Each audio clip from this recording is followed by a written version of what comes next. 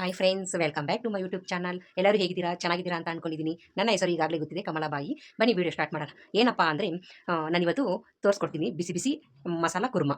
ಮನೆಯಲ್ಲಿ ತರಕಾರಿ ಇದ್ದರೆ ಸಾಕು, ಬೇಗ ಬೇಗ ಡಿಫ್ರೆಂಟಾಗಿ ನಾನು ಹೇಳ್ಕೊಡ್ತೀನಿ. ನನ್ನ ವಿಡಿಯೋ ನೋಡಿಬಿಟ್ಟು ನೀವು ಕೂಡ ಟ್ರೈ ಮಾಡಿ ನೋಡಿ, ಇಷ್ಟಪಟ್ಟು ತಿಂತಾರೆ ಮನೆಯಲ್ಲಿ. ನನ್ನ ಮಗ ಬರೋಷ್ಟರಲ್ಲಿ ನಾನು ಬೇಗ ಬೇಗ ಮಾಡಬೇಕು, ಯಾಕಂದರೆ ಅವ್ರು ಸ್ವಲ್ಪ ಲಂಚಿಗೆ ತೊಗೊಂಡೋಗಿರ್ತಾರೆ, ಹೊಟ್ಟೆ ತುಂಬಿರಲ್ಲ. ಮನೆಗೆ ಬಂದು ಮತ್ತೆ ತಿಂತಾರಲ್ವಾ, ಬಿಸಿ ಬಿಸಿ ಮಾಡಿಕೊಟ್ರೆ ಅವರು ಇಷ್ಟಪಟ್ಟು ತಿಂತಾರೆ.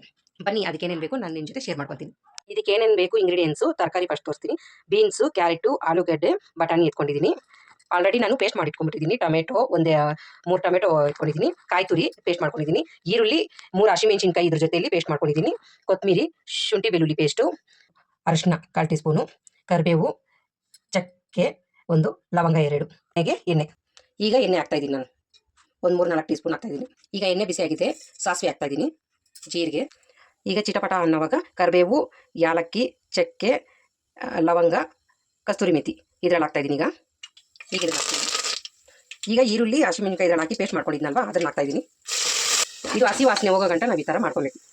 2 ನಿಮಿಷ ಹಸಿ ಸ್ಮೆಲ್ ಹೋಗಬೇಕು ಈರುಳ್ಳಿ ಅನ್ನೋ ಗಂಟ ನಾವು ಈ ಥರ ಬಾಡಿಸ್ಕೋಬೇಕು. ಈಗ ಶುಂಠಿ ಬೆಳ್ಳುಳ್ಳಿ ಪೇಸ್ಟ್ ಹಾಕೊಳ್ಳೋಣ. 2 ಸ್ಪೂನ್ ಹಾಕ್ಕೊತಾ ಇದ್ದೀನಿ. ಅದು ಹಸಿ ಸ್ಮೆಲ್ ಹೋಗೋ ಗಂಟ ಈ ರೀತಿ ಬಾಡಿಸ್ಬೇಕು. ಆಯಿಲಲ್ಲೇ ಹಾಕಿದ್ರೆ ಅದು ಒಂಥರ ಸೀದೋಗೋ ಚಾನ್ಸಸ್ ಇರುತ್ತೆ, ಅದರಿಂದ ಫಸ್ಟೇ ಶುಂಠಿ ಬೆಳ್ಳುಳ್ಳಿ ಪೇಸ್ಟ್ ಹಾಕಬಾರ್ದು. ಈಗ ಟೊಮೆಟೊ ಪೇಸ್ಟ್ ಹಾಕ್ತಾಯಿದ್ದೀನಿ.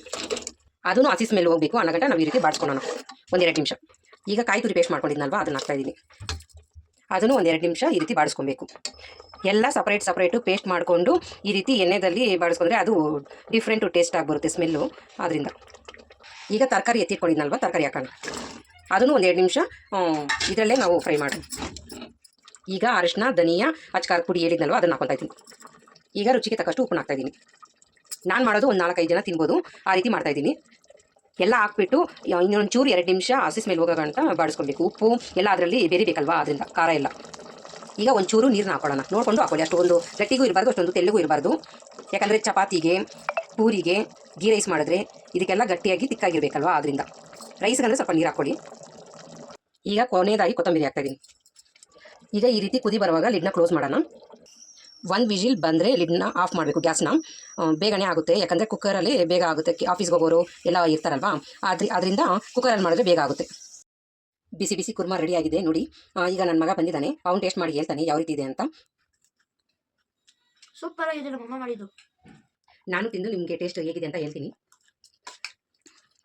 ತುಂಬ ಚೆನ್ನಾಗಿದೆ ಫ್ರೆಂಡ್ಸ್, ಉಪ್ಪು ಖಾರ ಎಲ್ಲ ಕರೆಕ್ಟ್ ಆಗಿದೆ. ನಾನು ಹೇಳ್ಕೊಡೋ ರೀತಿ ಮಾಡಿ, ತುಂಬ ಟೇಸ್ಟ್ ಆಗಿರುತ್ತೆ. ಇಷ್ಟ ಆಗಿದೆ ಲೈಕ್ ಮಾಡಿ, ಶೇರ್ ಮಾಡಿ, ಸಬ್ಸ್ಕ್ರೈಬ್ ಮಾಡೋದನ್ನ ಮರಿಬೇಡಿ.